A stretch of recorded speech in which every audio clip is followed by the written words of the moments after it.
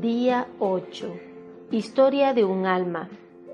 Capítulo 4. Compartiremos la lectura de los últimos temas, de los cuales consisten en confirmación, enfermedad de los escrúpulos, señora de Papineau, confirmación. Poco después de mi primera comunión, entré de nuevo en ejercicios espirituales para la confirmación. Me preparé con gran esmero para recibir la visita del Espíritu Santo. No entendía cómo se cuidaba mucho la recepción de este sacramento de amor. Normalmente, para la confirmación solo se hacía un día de retiro. Pero como Monseñor no pudo venir para el día fijado, tuve el consuelo de pasar 2 días de soledad. Para distraernos, la profesora nos llevó al Monte Cassino, donde cogí a manos llenas margaritas gigantes para la fiesta del Corpus. ¡Qué gozo sentía en el alma! Al igual que los apóstoles, esperaba jubilosa la visita del Espíritu Santo. Me alegraba al pensar que pronto sería una cristiana perfecta y, sobre todo, que iba a llevar eternamente marcada en la frente la cruz misteriosa que traza el obispo al administrar este sacramento. Por fin, llegó el momento feliz. No sentí ningún viento impetuoso al descender el Espíritu Santo, sino más bien aquella brisa tenue cuyo susurro escuchó Elías en el monte Horeb. Aquel día recibí la fortaleza para sufrir, ya que pronto iba a comenzar el martirio de mi alma. Milionia querida fue la madrina y estaba tan emocionada que no dejó de llorar durante toda la ceremonia. Recibió conmigo la Sagrada Comunión, pues aquel día feliz tuve la dicha de volver a unirme a Jesús.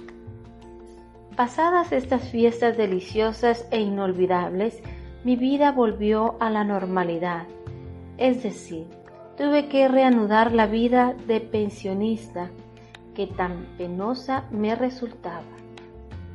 Aquellos días que rodearon mi primera comunión, me gustaba convivir con las niñas de mi edad, todas ellas llenas de buena voluntad y decididas, como yo, a tomar en serio la práctica de la virtud.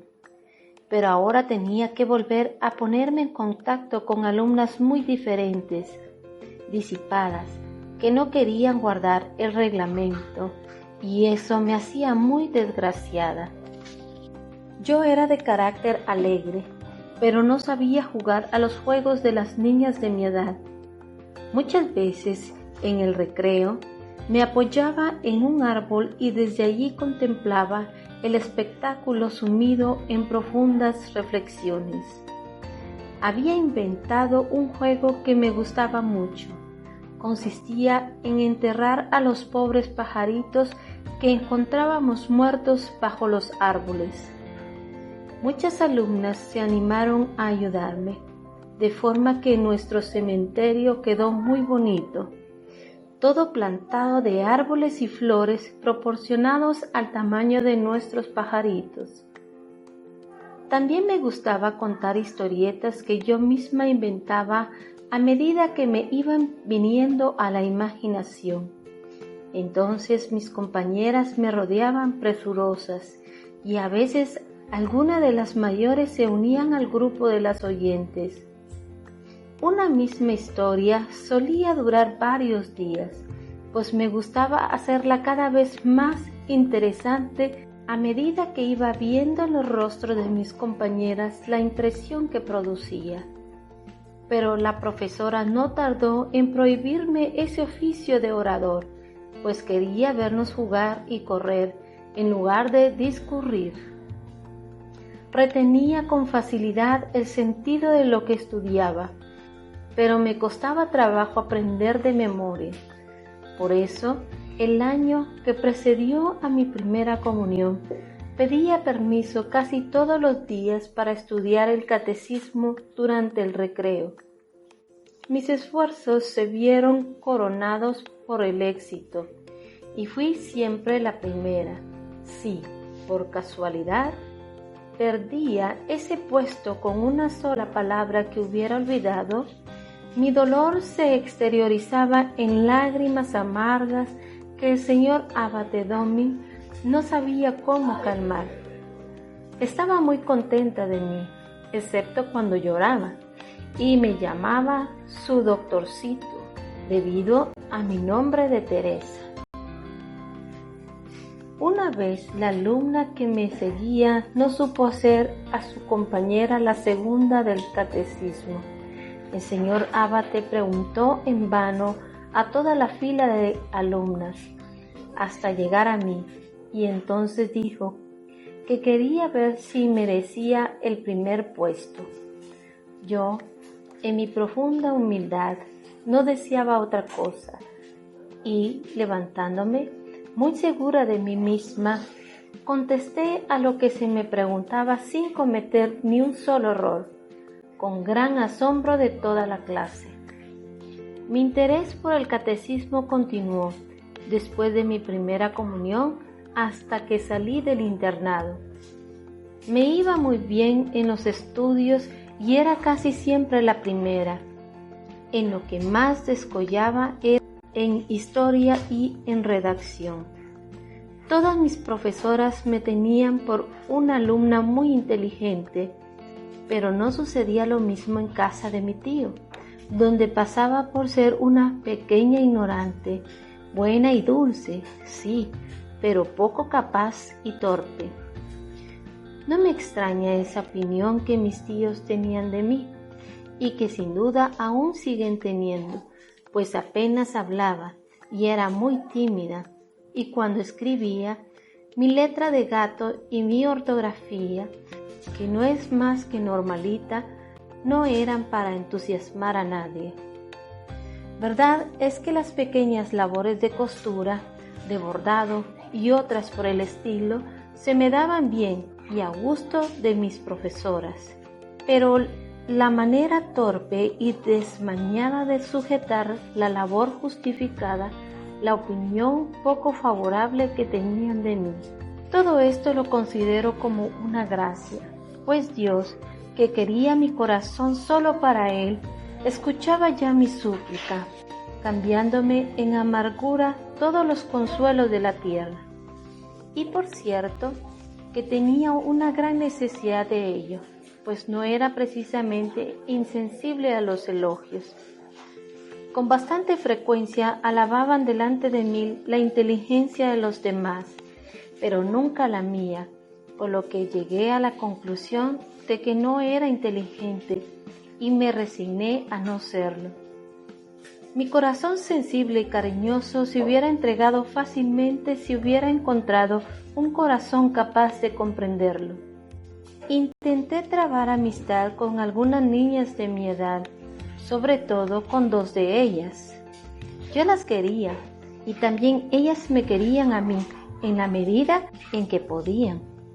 Pero, ¡ay! ¡Qué raquítico y voluble es el corazón de las criaturas! Pronto comprobé que mi amor no era correspondido. Una de mis amigas tuvo que irse a su casa y regresó pocos meses después. Durante su ausencia, yo la había recordado y había guardado cuidadosamente un pequeño sortijo que me había regalado. Al ver de nuevo a mi compañera, me alegré mucho, pero, ¡ay!, solo logré de ella una mirada indiferente. Mi amor no era comprendido, lo sentí mucho y no quise mendigar un cariño que me negaba. Pero Dios me ha dado un corazón tan fiel que cuando ama a alguien limpiamente, lo ama para siempre. Por eso seguí rezando por mi compañera y aún la sigo queriendo.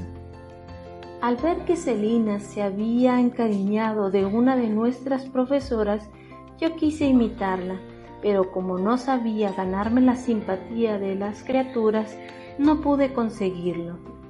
Feliz ignorancia que me ha librado de tantos males.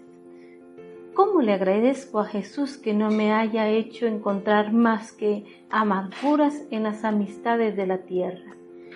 Con un corazón como el mío, me habría dejado atrapar y cortar las alas, y entonces, ¿cómo hubiera podido volar y hallar reposo? ¿Cómo va a poder unirse íntimamente a Dios un corazón entregado al afecto de las criaturas? Pienso que es imposible. Aunque no he llegado a beber de la copa emponzoñada del amor demasiado ardiente de las criaturas, sé que no me equivoco. He visto a tantas almas volar como pobres mariposas y quemarse las alas, seducidas por la luz engañosa, y luego volver a la verdadera, a la dulce luz del amor, que les daba nuevas alas, más brillantes y más ligeras, para poder volar hacia Jesús, ese fuego divino que arde sin consumirse. Sí, lo sé, Jesús me veía demasiado débil para exponerme a la tentación. Tal vez me hubiera dejado quemar toda entera por esa luz engañosa, si la hubiera visto brillar ante mis ojos. Pero no fue así. Yo solo he encontrado amargura donde otras almas más fuertes encontraron alegría y se deshacen de ella por fidelidad. No tengo, pues, ningún mérito por no haberme entregado al amor de las criaturas, ya que solo la misericordia de Dios me preservó de hacerlo. Reconozco que, sin Él, habría podido caer tan bajo como Santa María Magdalena, y las profundas palabras de nuestro Señor a Simón resuenan con gran dulzura en mi alma. Lo sé muy bien. Al que poco se le perdona, poco ama. Pero sé también que a mí Jesús, que me ha perdonado mucho más que a Santa María Magdalena, pues me ha perdonado por adelantado, impidiéndome caer. ¿Cómo me gustaría saber explicar lo que pienso? Voy a poner un ejemplo. Supongamos que el hijo de un doctor muy competente encuentra en su camino una piedra que le hace caer y que en la caída se rompe un miembro. Su padre acude enseguida, lo levanta con amor y cura sus heridas, valiéndose por ello de todos los recursos de su ciencia, y pronto su hijo, completamente curado, le demuestra su gratitud. ¿Qué duda cabe de que a ese hijo le sobran motivos para amar a su padre? Pero voy a hacer otra suposición. El padre, sabiendo que en el camino de su hijo hay una piedra, se apresura a ir antes que él y la retira, sin que nadie lo vea. Ciertamente que el hijo, objeto de ternura previsora de su padre, si desconoce la desgracia que su padre lo ha librado, no le manifestará su gratitud y le amará menos que si lo hubiese curado. Pero si llega a saber el peligro del que acaba de librarse, ¿no lo amará todavía mucho más? Pues bien, yo soy esa hija, objeto del amor provisor de un padre que no ha enviado a su verbo a rescatar a los justos, sino a los pecadores. Él quiere que yo le ame porque me ha perdonado, no mucho, sino todo. No ha esperado a que yo le ame mucho, como Santa María Magdalena, sino que ha querido que yo sepa hasta qué punto Él me ha amado a mí, con un amor de admirable prevención, para que ahora yo le ame a Él con locura. He oído decir que no se ha encontrado todavía un alma pura que haya amado más que un alma arrepentida. ¿Cómo me gustaría desmentir esas palabras? Enfermedad de los escrúpulos. Veo que me he alejado mucho del tema, así que me apresuro a volver a él. El año que siguió a mi primera comunión transcurrió casi todo él sin pruebas interiores para mi alma, pero durante el retiro para la segunda comunión me vi asaltada por la terrible enfermedad de los escrúpulos. Hay que pasar por ese martirio para saber lo que es. Imposible decir lo que sufrí durante 1 año y medio. Todos mis pensamientos y mis acciones, aun los más sencillos, se me convertían en motivo de turbación. La única forma de recobrar la paz era contárselo a María, lo cual me costaba mucho, pues me creía obligada a decirle hasta los pensamientos extravagantes que tenía acerca de ella misma. En cuanto soltaba mi carga, disfrutaba por un momento de paz, pero esa paz pasaba como un relámpago y enseguida volvía a comenzar mi martirio. Cuánta paciencia tuvo que tener mi querida María para escucharme sin dar nunca muestras de cansancio. Apenas volvía de la abadía, ya se ponía a rizarme el pelo para el día siguiente, pues para dar gusto a papá, la reinecita llevaba todos los días el pelo rizado, con gran admiración de sus compañeras y especialmente de las profesoras, que no veían a niñas tan bien atendidas por sus padres. Durante la sesión yo no dejaba de llorar, contando todos mis escrúpulos. Al terminar el año, Celina terminó sus estudios y regresó a casa, y la pobre Teresa, que tuvo que volver sola al colegio, no tardó en caer enferma. El único atractivo que la retenía en el internado era vivir con su inseparable Celina.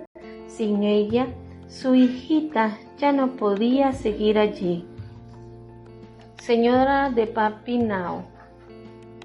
Salí, pues, de la abadía a la edad de 13 años y continué mi educación recibiendo varias clases a la semana en casa de la señora Papineau. Era una persona muy buena y muy culta, pero con ciertos aires de solterona. Vivía con su madre y era una maravilla ver las buenas amigas que hacían las tres, pues la gata era también de la familia. Y yo tenía que soportar que ronronease sobre mis cuadernos e incluso admirar su linda figura. Tenía la ventaja de vivir en la intimidad de la familia. Como los Buissonnet quedaba demasiado lejos para las piernas ya un poco viejas de mi profesora, había pedido que fuera yo a su casa para las clases. Cuando llegaba, normalmente no encontraba más que a la anciana señora de Cochain, que me miraba con sus grandes ojos claros, y luego llamaba con voz serena y juiciosa: señora de Papineau, la señorita Teresa está aquí. Su hija le contestaba inmediatamente con voz infantil: ya voy, mamá. Y luego empezaba la clase. Estas clases tenían también la ventaja, además de la instrucción de que en ellas recibía, de hacerme conocer el mundo. ¿Quién lo hubiera creído? En aquella sala, amueblada a la antigua, yo asistía con frecuencia, rodeada de libros y de cuadernos, a visitas de toda índole, sacerdotes, señoras, señoritas, etc.